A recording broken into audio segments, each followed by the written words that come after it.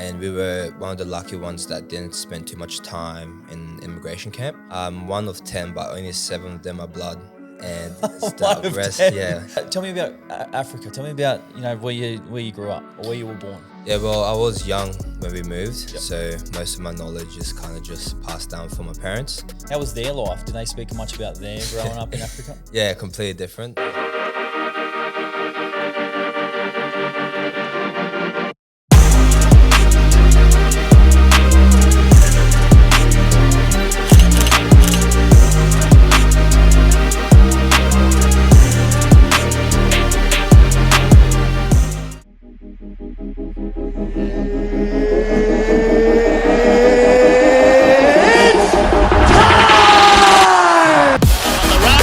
Townsend plays on, plays to the whistle, kicks away for Valentine.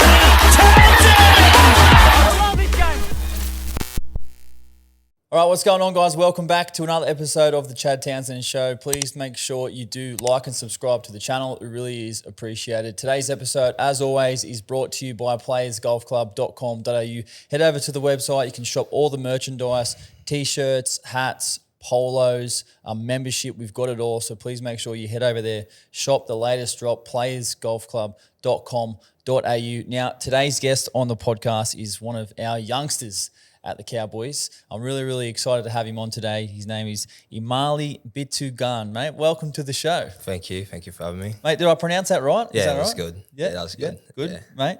All right, mate. We got a bit to talk to, and you're someone who, when I was speaking to a couple of the boys, that I was pretty keen to get on and have a chat. Obviously, Yeah. we've had a few chats in and around training about a few things, but mate, I'm really keen to hear about your journey to where you've got to today, and you know what lies ahead of you as well. But mate, you're born in Tanzania, Africa. Yep. So, mate, tell me about that. And you moved to Australia in 2007. Yeah, Was it? 2007. Yeah. So tell me about Africa. Tell me about where you grew up or where you were born. Yeah, well, I was young when we moved, Yep. so most of my knowledge is kind of just passed down from my parents. But from memory, like Tanzania was a beautiful place. So we moved here pretty early, back when I was a baby. How old were you? Roughly around 6, 7 from memory, just young.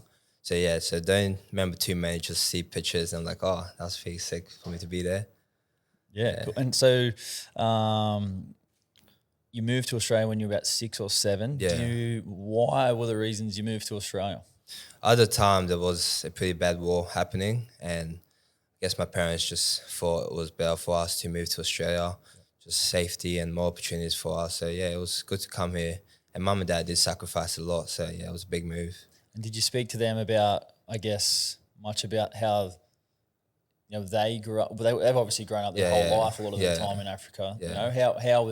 How was their life? Did they speak much about their growing up in Africa? Yeah, completely different Yeah. to what life is now. Yep. I think it's just stories from dad, kind of trying to keep us humble and grateful for what we have. Yep. I'm not sure how much of the stories he told me is true, but it's basically stories of like how hard it was back then and how much extra work that he had to do, like things we take for advantage, like water, just being able to get water from above water and stuff like that, and traveling to school by car and stuff like that. So yeah, just small stuff like that you hear that makes you grateful.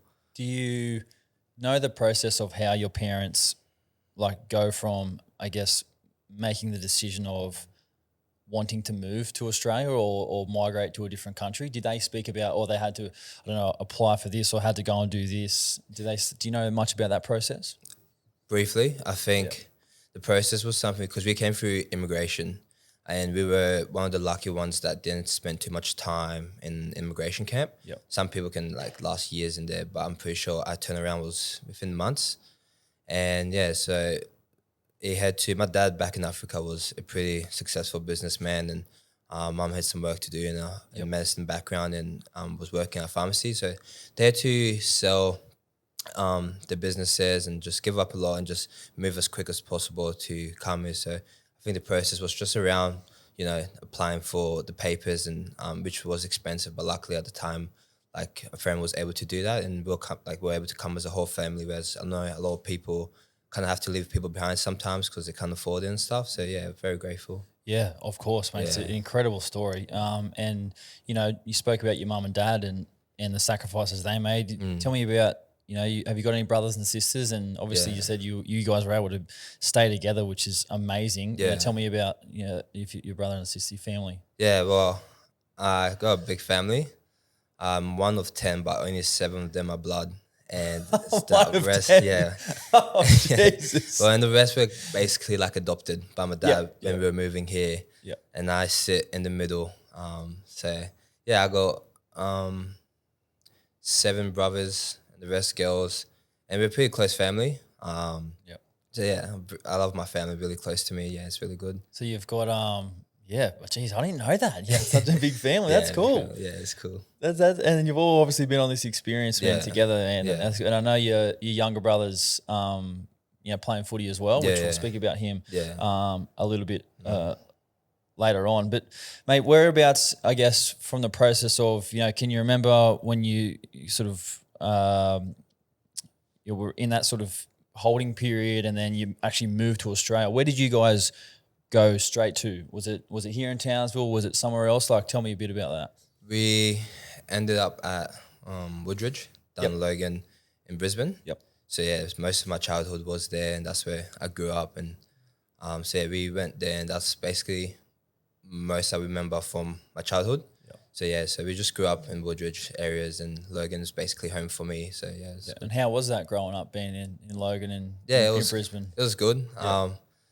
Woodridge doesn't have the best reputation, but it's a good community, and I really love it.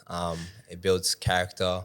Some of my best mates today are from Woodridge, and we really love it. And all your family's still based down there? Yeah, Woodridge? family is based down in Waterford now, which is a couple of suburbs away from Woodridge, but my whole family's still down there. Yeah, cool. Yeah. And what is like? Have you ever been back to Africa since? I haven't, unfortunately. Yep. My family has though. The only reason I haven't been back, I was kind of put football first, and the time that they would go back, there was always like a rugby camp or something. Yep. And I always kind of was like afraid, like, I might miss an opportunity here or something. But looking back, I wish I did go. Yep. But yeah, it would be good to go back sometime. Yeah. Of course. Yeah. Actually, we'll talk a bit about your younger brother, because I saw him play the other day. Actually, I think it was. He was playing in one of our 17s developments, and I seen a few of the boys were saying he's looks like your twin, right? Yeah. Exactly the same as you. I think he was wearing number 8. I think it was. He plays in the front row as well, like yourself. And you speaking now about how your family is based down in Brisbane. Obviously, from my understanding, you and your brother are up here together. Is that right? Yeah. No, he just came back. Just came up for that. Just came up for the game, but he's like involved with the Cowboys, right? Yeah, involved in the Cowboys. So, mate, how is your relationship with him? Do you talk to him much about footy, or try and help him out where you can? Yeah, most definitely. We're really close. Yeah. He's doing pretty good for himself. He's in grade 10, I'm pretty sure. So yeah, he still has like 2 more years to focus on school first. So yeah, he's in a good position just to make the most of what he has. And but yeah, we are really close. He's probably very lucky to have someone like you who's a couple of years older than him and going through it all as well, mate. Yeah, definitely. Mate, what do you think about, this might be a bit of a random question, but what do you think about Africa? When I talk to you, when I say the words Africa, like what are the things that come to mind when you think about that? Interesting question. Africa, to me, rich in culture. I think it's a beautiful place and full with potential. I think there's a lot of potential that can come from Africa, but I think there's a lot of sticky situation with politics and stuff that happened with history, but I think it's heading the right direction now. Yep. I think we're still yet to see the best of Africa, but yeah, I think it's rich in culture and it's a beautiful continent. It has, when I think of Africa, it has such a rich history. Like of Nelson Mandela. Yeah, exactly. I mean, even the Springboks, the rugby union. Yeah. And from all reports I've heard, it's absolute, like you said it before, a beautiful place, visually to actually go to. And obviously, some places everywhere are worse than others. Mate, did you ever play? Did you ever admire the Springboks or ever watch rugby union? Obviously, it's pretty big in South Africa. Yeah, definitely. Well, when I went to school at Gregory Terrace, I started playing union. Yep. And when learning about it more, I kind of realized that there might be an opportunity for me to play like union in South Africa. Yep. And at the moment, like I didn't really think about it too much because league was obviously my passion. But yeah, I think it'll be something that would be hectic to play for the Springboks. But yeah, it is really cool. Yeah, bloody earth. And you think now that Australia will be your forever home, you think this is it for you? Yeah, definitely. Yeah, I didn't yeah. see myself going anywhere. Yeah, no, I love So, are Australia. you a citizen of Australia? Yeah, citizen. Yep. Yeah. Tell me about that. How did that happen? In 2008, I think we became a citizen. Mm-hmm. It was a hard process for my family because I think my dad is a very proud African man and he didn't really want to give up his citizen. Of course. But I think after understanding the benefits that would come for us younger kids and, the hassles that we would avoid, I think he made that decision for the family and we all decided to become citizenships. So is that things like, I might be way off here, but like things like, Medicare and government help and all the things that I guess normal Australians are able, is that, that's what it's about? Yeah, it's all that. Yeah, and I understand. Like, I can only imagine it would have been a tough decision, especially for your old man, who, like you said, is such a proud man of where he's come from, which is totally normal, mate. This might also seem a bit of a random question, but you're born in Africa and spent the first 6-7 years of your life there. Now you've been in Australia for however 16 years. What do you think of Australia? What do you think of us? What do you think we do well in Australia, and what do you think we could do better as Australians? Personally, I love Australia. I think if you come to Australia with the right mindset and you want to succeed in something, the opportunities are limitless. And I think it's a country where it does a lot to allow people to succeed. And obviously every country has their good and bad. So I can't really speak for the bad because I think I've been very fortunate to have a lot of good in my life in terms of the experience coming to Australia. Yeah. I think if I've seen and I've heard a lot of stories of a lot of immigration students coming here, say at the age of like 16, not speaking English and achieving stuff that a lot of people would only dream of. So I think the fact that there's a lot of stories like that happening in Australia kind of just speaks for you, man. Yeah, I think it's an amazing country. Yeah, I love that because, it's just awesome to see. I love how, Australians, or we can bring people in and just give them an opportunity. That's all people need. Yeah, exactly. And that's literally like there's so many people out there who might not get to where they want to be because they don't have the opportunities. I think that's what our country does really well, and it's just awesome to see. Mate, what about any notable NRL players of African descent? Do you know any? Did you seen any? In the NRL? Yeah, who've played NRL or Super League or, Not too sure. I think there might be a couple with like African origins. I think Jason Saab. Yep. I think he has some Nigerian in him. But besides that, no, I'm not too sure. I don't think so. Do you know any? Not that I know of, to be honest. I had a quick look last night and no sort of notable names came out of it. That's what I figured. But in terms of like athletes, there was a few. Oh, yeah. What about some, African-born athletes that you kind of aspired or looked up to? Is there any African athletes that, came to mind when you were younger? When I was younger, a boxer called Anthony Joshua? Mm-hmm. So he's Nigerian. Nigerian, yep. Yeah, so I've been supporting him since 2002. And I love him.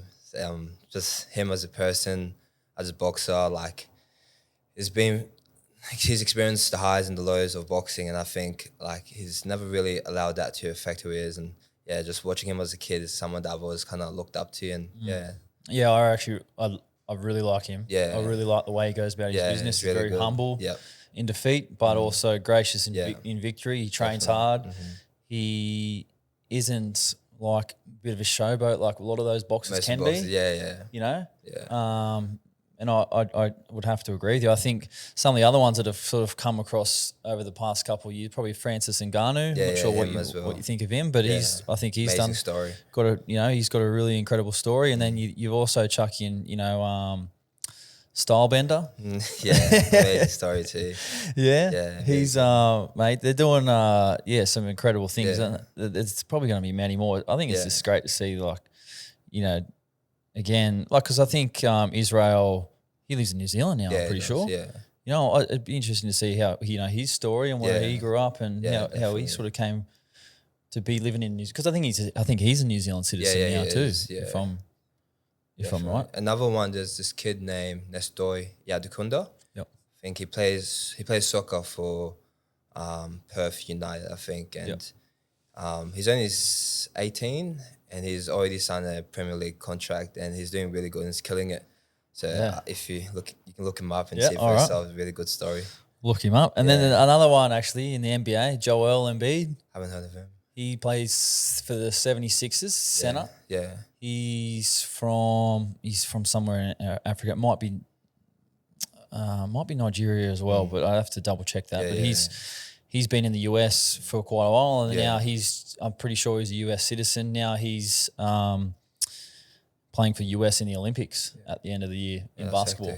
So plenty of African athletes doing wonderful things, mate. Mate, let's move on to your football career, and I kind of want to know, how it started. When you moved to, you said you moved to Australia at a young age. You spoke about rugby union, but when did you start playing rugby league? I started playing footy a bit late compared to everyone else. I think it was around year 9.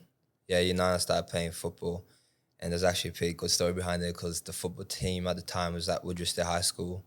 They were low on numbers. They had a lot of injuries. And I was close with a lot of the boys that played football. And they're like, mate, just come play. Like, we just need someone. Like, it's easy. Me back then, I was just doing track and field and a bit of volleyball. I used to think to myself, there's no way I could play football. No chance. And they just somehow they convinced me to just come on the wing because they just needed it. And it was like I was close with a lot of them. And I remember playing that game. It was such a good experience. And I was like, man, how good is this? I thought this was the easiest thing ever. Then the next 2 games, I just kept dropping every single ball. I think I got beginner's luck with the first game, and it kind of just ignited that fire for me to really work hard and see what I can do here. So and I just decided to give up track and field and volleyball and take football serious. So you used to play volleyball? Yeah, I used to play volleyball. How'd you get into that? I don't know. My best friend at the time was just kind of I did track and field, but it doesn't take up too much time. And I was like, I could do something else. Like, what can we do? And we decided to go play volleyball. And it was pretty fun. Just everyone was just getting around it at the time and was decent at it. So just kind of liked it and it was good. So did you, you said you started playing at school footy, is that right? Did you play at a junior club outside of school footy at all? So the next year I decided to play for Logan brothers. And I played in their Div 1 team.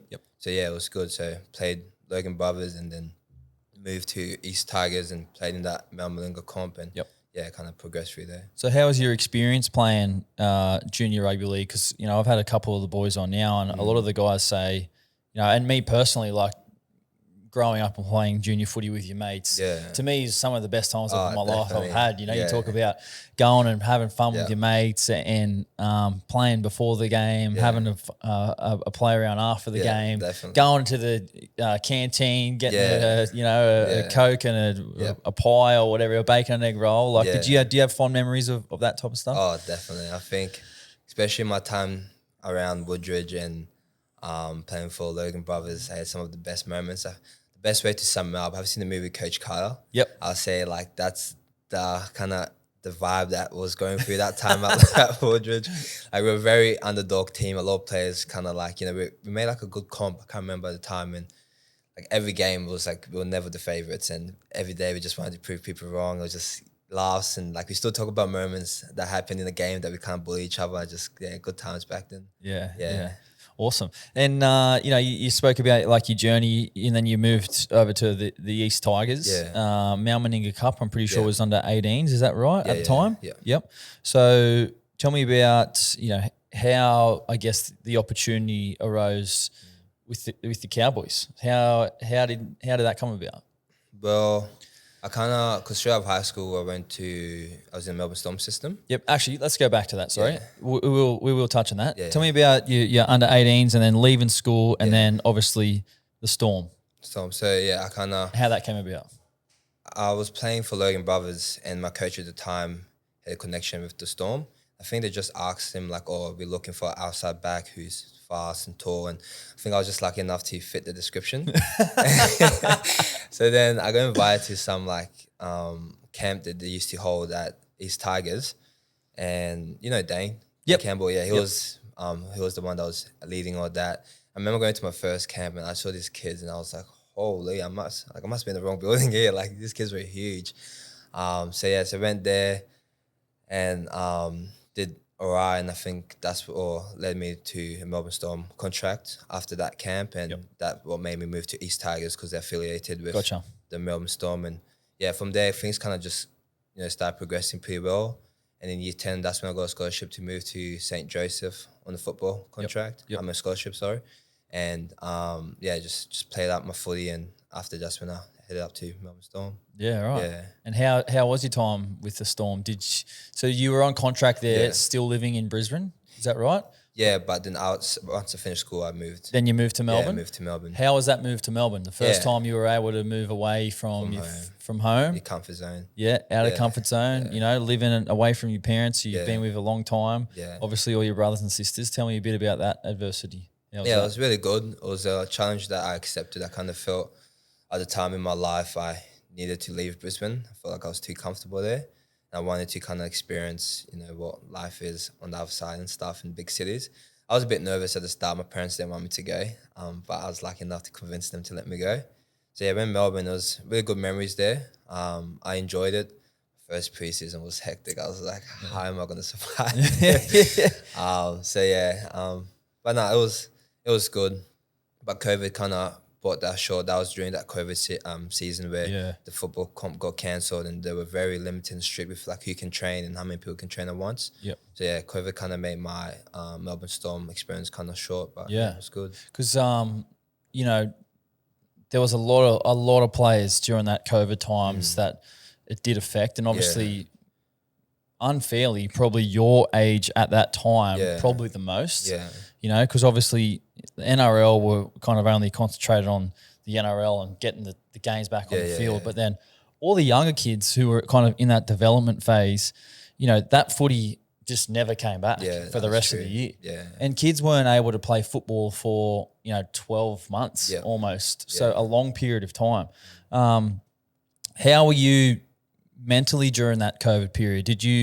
Were you like, yep, it'll be fine, I'll get back to, whatever after this happens, or were you kind of concerned about, not playing football?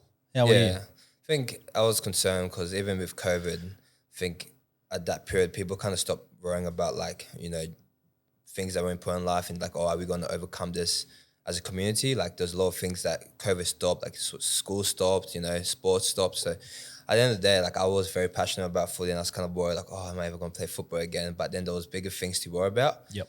But at the back of my mind, I kind of always kind of knew that if the chance does come to play football again, let me make sure that I put myself in the best position to come back, like good in a good shape and stuff like that, not to take a couple steps backwards. So I was training during the COVID season and I shouldn't not have, but just it was good mentally to kind of keep yourself like, what if this happens, just be ready for it. And so I think mentally I was at a good state, and football came back, so it was good. And you're someone who loves training too, don't you? You're not going to ask you to take your shirt off.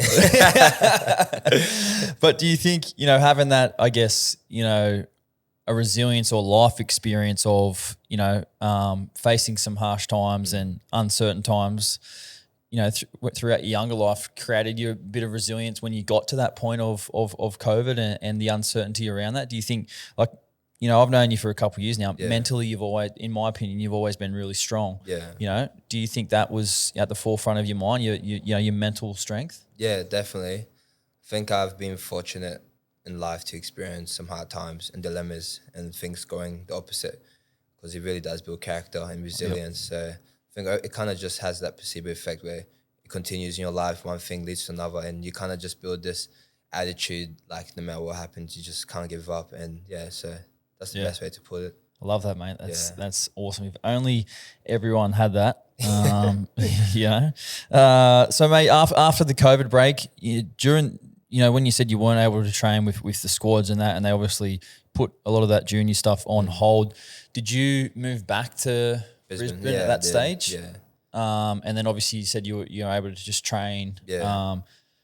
And then, what were you kind of doing at that time back in Brisbane apart from training? Were you just obviously going with the flow with COVID and seeing what would happen? And then how far after that did the Cowboys situation occur, or what happened after COVID? I just focused on uni and work Yep. at the time, and I wanted to just do stuff to get my mind off what was happening at the time. And then there was a period where the Storm basically said to me, like, oh, we're not going to bring you back up for this preseason. We just want to keep you in Brisbane and see what happens. And following that, my manager at the time got a promotion to be principal at high school. So then I lost my manager, and he said, oh, like, I have a good mate who I trust. Like, he can manage you if you want. But I just didn't want to get tossed off to someone that I didn't really know. Yep. So I said, nah. So I didn't have a manager at the time, and I was basically going to stay in Brisbane to do to train with the junior teams. So I just asked for a release, and I just trained. And at the time, my mindset was, I'm going to go to North Devils and just play a full year of footy and just keep developing, because I was still raw at the time. And I was fortunate enough to get a phone call from Dane to say, hey, mate, like, there's an opportunity up here for a training trial for the Young Guns. I was like, Young Guns, what's that? So I looked it up and realized it was basically just like under 20s. Yep. And I didn't think about it too much, because I was like, oh, I'm just going to play under 20s at North Devils in Brisbane.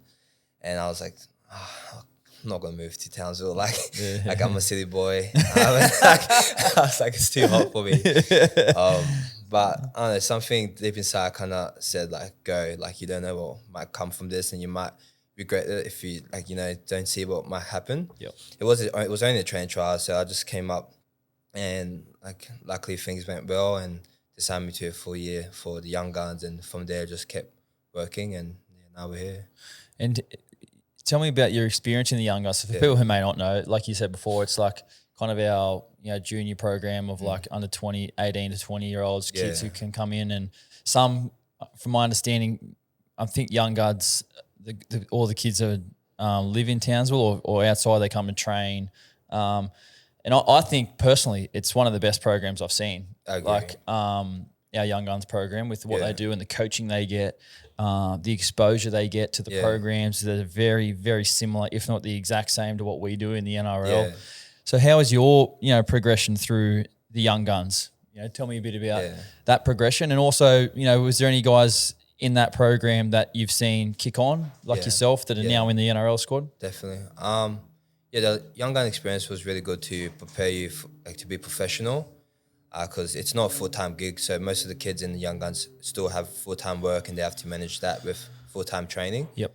The workload was hectic, but it was really good experience. I loved it. And Cooley was one of the kids in Young Guns that excelled. Who else? But there's a lot of other kids in the Young Guns that kind of moved elsewhere, but are close to making the NRL debut and stuff. But it was a really good program, and I loved it. So it really did. So tell me about, like you said, which you said that the work and training as well, which a lot of people don't understand. A lot of the kids who aren't ready for NRL just yet, so would be in the Young Guns program, still have to work and earn money, or study or things like that, because obviously they haven't made NRL yet, but want to. But obviously you got to, do other areas of your life. Tell me a normal day for yourself when you would get up, whether you worked or studied and then had training, how many sessions of training you would do, then the time that you'd get home, because like Young Guns, they get home at like 8:30 at night after getting up at like 5 o'clock in the morning. So tell me like a normal day of what you used to do when you were in the Young Guns. Well, back then I was studying at uni and I was working. So I would have to wake up early after sleeping late and try and fit in some studies before going to work, because I was a teacher aide. Yep. And I'll go work at Heatley, and that's where I did my work, and that would probably be like a 6-hour day. And straight after work, I would pack my bags in the morning, so I'll just go straight from work to training. And you'll obviously be tired after a long day, mentally drained, and you just have to find something to get through the day. And it was just good though to kind of like have the boys around you who you could also see were mentally fatigued, and you can't just lift each other up. And then, you would train late because we train like after the NRL and stuff. And I'll get home and I'll just be so knackered, so tired. And I know that I'll just have to do some study because else I'll fall behind. So I'll try and fit in some study and then, just go to sleep early. It was a real period where I felt like I had no social life. Yep. But it was for the good though. Like if I wasn't studying, it would have been a good balance between, footy and work. But because I was studying, it made it a bit harder. But yeah, it was good. And then obviously after Young Guns, you've progressed now into the NRL squad, mate. And, since you've been, I guess, around that full-time training, you moved out of the Young Guns, has there been a player, in our squad that has helped you, develop your game at training or given you some tips or pointers, that kind of helped you out a bit?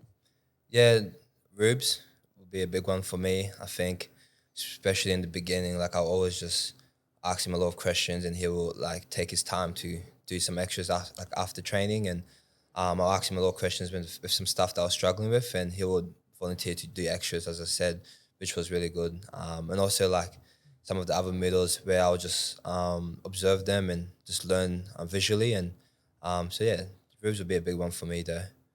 Yeah. Is there someone you kind of mould your game around, with regards to might play similar styles or, kind of like to watch? Is there a player that stands out with that? At the moment, Fish Harris would be someone, I think. But mostly Sam Burgess is a bit old and done now, but I do like to watch a lot of his old videos because he was just physical, hard, so I do watch a lot of him and just try and implicate my game around him. He was an absolute beast, I'll tell you that. You played against him. Oh, man, I played against him plenty of times. One time he hit me so hard after I kicked and I was like on the ground and he was just into me like, get off the ground, mate. Like he's into me like swearing at me, and I was just like not saying anything back. I was just like, all right, I'm not gonna go near you ever again, because mate, he was physical. He was intimidating. At the peak of his powers, like you wanted to stay away from him. Which I like about him. Yeah. Not very good to play against, but I'm sure you would have been someone very good to play with. Yeah. How are you, with regards to your mentality, like your mental strength? Are you someone who puts a lot of pressure on yourself? So obviously, you haven't made your debut yet. Yeah. You're very close. Yeah. If you have and I've spoken to a lot of the boys about good days and bad days. Yeah. And it's a part of life, you know? Yeah. And it's just how we deal with it and how we have the resilience to sort of, overcome the setbacks. How are you with regards to dealing with a bad day? Do you get really down, or are you someone who can sort of, get over it and move quickly? Like, tell me a bit about that. I used to be bad when I was younger. I used to let everyone, like, it would be on my mind for like a whole week, and I just felt like, it was the end of the world. But after some, self-improvement, I've kind of learned to adapt a bit better and manage it a lot better. What helped me personally was just taking full accountability. No matter what it was, I just always just take accountability on myself. And I always have this rule, like, whatever happens today, don't let it go into tomorrow mentally. So I just like to reset and just focus on what I can focus on, and work on the areas where I can, and just it helps take my mind off the bad days. And I don't like to kind of say bad days, just say bad moments, and just, don't let that continue. So I've definitely improved over time, which I think was key. And because it can get pretty hard sometimes, especially at this level. 100%, without a doubt. And that, mate, you've just smashed that answer out of the park, and I absolutely love it, because, the harsh reality is, like, there's a lot of good days and probably tough moments ahead. Yeah. And I think to put those little things into place about the accountability, because, even now, like, if you, for example, errors, right? Errors or mistakes or whatever that we get shown, throughout a training session or a game. Yeah. Like, we don't mean to do that. No. But, at the end of the day, it's just a part of life. Yeah. And having the ability to just say, yep, I should have done this, or, this is what I could have done here, and then just move it. Yeah. Because you can't control what's happened in the past, can you? Yeah. But you can control, like, how you learn from it and how you react. Yeah.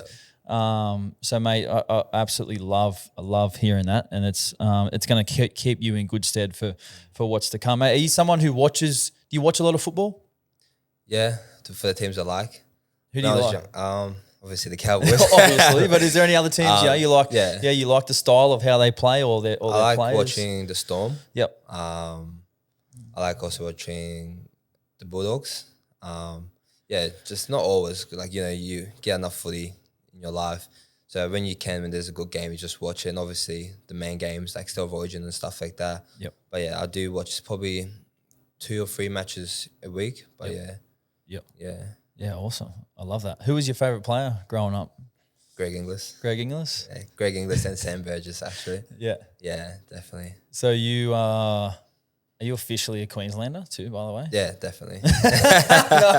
Yes. Oh, no. Yeah. Mate, I'm outnumbered up here. Me, Yeah, you're by yourself. Yeah, I had Robbo on the other week and we were talking about Origin and obviously come Origin time, we kind of cop a lot of stick. Him mainly because obviously he plays. Yeah. And I asked him, how do you go from switching your mindset to being a Cowboy then to being a New South Welshman? Yeah, do you just find it hard or do you hate them? Yeah. And he's like, mate, I actually find it really easy to just hate them. Sounds like Robbo. That's Robbo, mate, isn't it? Robbo. That's Robbo to a T. I was absolutely laughing. Mate, tell me about your goals and your aspirations in your sport, in NRL, your rugby league career. Obviously, it would be great to make my professional debut. I think that'd be a box I want to tick. But once I get to that level, I just want to play the best footy I can and just really test myself. Down the line, it'll be a dream to play State of Origin one day. But I don't dream of playing a million NRL games. I just want to tick some boxes in life in terms of footy, and I think I'll be stoked. Yeah, I love that. I love, and quite often people will ask me about advice for a young player. Like I get asked all the time by kids probably younger than you, you know, 14, whatever it is. And the thing I say is you got to have no regrets. And it sounds a bit cliche, but if you want to play NRL, you literally cannot have a regret. Yeah. Because if you get to 24 or whatever and you don't make it, but you gave it your absolute all, you know that you gave every single chance, you did everything right, you trained hard, you sacrificed, you ate well, but then you weren't good enough, you can live with that. Yeah. Because there's other areas of life that are just as good, if not better than professional sport. But if you're someone who doesn't give it their all and probably half-hearted, didn't train as hard, didn't sacrifice enough, went out on the drink, did this and that, get to 24 and you don't make it, and it's you're probably how can you live with that? Yeah, you're just going to be asking yourself, what if? What if? What if? You literally have one chance. Exactly. So that's probably a bit of advice if anyone's listening that I'd say. But mate, I've known you. I've seen how you go about your business, and I know how hard you work. So you won't have any problems with that. What has professional sport taught you about life? A lot. Resilience, hard work, just being consistent. I think those are all just good attributes that sports teach you, regardless of what sports you're playing. Because in sports, things don't always go your way unless you're one of those once in a lifetime talent. And it teaches you a lot of good lessons that you can apply into everything. And I've learned resilience the hard way, but I'm happy I learned it. So that's good. That's awesome. Yeah. I love how you said the things you learn in sport can transfer over to things outside of sport. Yeah. Especially whether you're studying or business or work or starting a business or things like that, because setbacks and things like that happen in professional sport probably happen more often than maybe the normal person, in a normal world. Yeah. So, being able to deal with it, I think is will set us up as athletes to, confront those issues when they happen. Mate, let's move on to the last section of today's podcast. And this is kind of, outside of footy. And you and I have had a few, small chats. I wouldn't say any nothing in detail. And I know you're a deep thinker. You like to be busy outside of football, which I absolutely love. I'm a big advocate for players to have a balance in life. Yeah, definitely. Football is everything to us, right? It is. It's on our minds 24/7. Everything we eat, everything we, the time we go to bed, what we do is based around football and training. Yeah, but it's not forever. It's not forever. Yeah. And so what do you do away from football, mate? At the moment, I have a couple interests outside football. I have 3 business adventures that I'm pursuing. Yep. Unfortunately, 2 at the moment I can't share right now due to third parties and but as soon as we launch, you'll be the first to know. Awesome. So it's working around. Yeah. It's working in the background. Yeah, though? it's just working in the background. Just something you do maybe on your days off or at home when you get a bit of time. Yeah, I just always had like a little entrepreneur mindset where I've kind of always had a passion for business and try to figure out ways to do things better or try and invent some stuff. So I'll be keen to share that when it becomes public. Love that. At the moment, I have also a clothing brand. Yep. But I'm not sure if I can discuss that with you, conflict of interest. No, 100%, mate. You get it out. You got 30 mates at the cows who just want to get all over it. Yeah, definitely. So, mate, So, Riley Price. Yep. Yeah, so my old housemate, we kind of came together, decided to do some stuff with some clothing because we have similar taste in fashion, but at the same time, like different. Like sometimes in my dress, I'm like, oh, like that's crazy. I wouldn't wear that, but like just different tastes. But we do come together and we put that, differences together and try and come up with like something elegant and like still have that street touch to it. Yep. And so we've been working on that and it's going good. Awesome. So good things to come in the fashion good industry. Things to come. I can see you rocking, I don't know, maybe like a nice vest or something like that. Something that's, interesting. Bit of detail. Yeah, a bit of detail. I reckon you'd be all over that. Mate, you spoke about during the podcast some study. What type of study have you done over here? Yeah, so I was doing a double degree in exercise science and psychology, but then I dropped exercise science because it wasn't for me. I'm more passionate about the psychology aspect in life. Yep. But at the moment, I have to put that on hold because I decided to get my real estate license this year, which is kind of giving away some stuff. But yeah, so I'm pursuing my real estate license this year, and it was just hard to balance that with my other adventures. So so at the moment, I'm just getting my real estate license, and What's a day off for you look like? Like today, we've got a day off. I know, like again, like you've got a little bit happening on the outside, which I absolutely love. Tell me a little bit about your day off and how you would maybe go from like your footy stuff or massage or recovery to then maybe a meeting or speaking to some people who are business partners or whatever. Tell me a bit about how your day off works. Yeah, I like to plan ahead with my days off and try and get as much done with footy. Like yesterday, like footy took up the whole afternoon, so it's hard to kind of get stuff in. So I usually like to grind out a little stuff in the morning, and it is important to have like a mental reset. And in the afternoons, I like to just relax, do my recoveries, and go to bed early. Just refresh myself. Yeah, love that. How do you go with the ice baths? Like the ice baths and saunas? It was hard to begin with. I remember I could barely do like 2 minutes in the young guns because it'll make us. How you have to walk around because it's like a circle. But now that you get just to sit down, like it's good for the body. I love it. Yeah. Like I always see you in there, just head down below. I don't know how you can do that. But I just get the legs in, good recovery. Yeah. I love that. All right, mate. Well, last question. If you weren't a rugby league player, professional, and what would you be doing? What would be your ideal, line of work? Interesting. A job that you would actually love. You might, don't want to give too much away. But, it could just be like a, entrepreneur or someone who's invested in a couple of businesses. Because that's the vibe and the thing that I get off you. And I absolutely love that. Like I'm someone who, again, like I like to be busy with multiple things and compartmentalize. So that way, when it's time to train, like I'm all in at training. When it's time to play, like I'm all in on playing. But then if I'm at home being a dad, like I'm dad. If I'm in a podcast, I'm trying to do the best I can.